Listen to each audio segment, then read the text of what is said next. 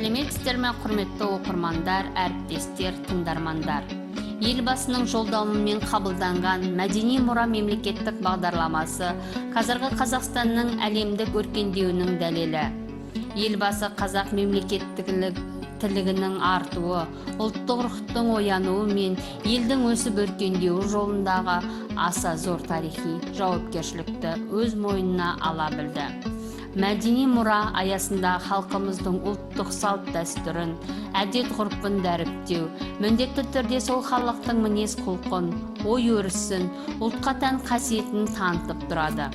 Мәселен, қазақтың ою-өрнек өнерін, тұрмыс салт дәстүрлерін анық байқауға болады. Бабаларымыздан қалған асыл мұрамызды қастерлей білуге, күнделікті өмірде қолданып, игілігін көруге мол септігін тигізері анық. Ұлттық ою-өрнек түрлері атты танымды видео сайтымызды назарларыңызға ұсынамыз.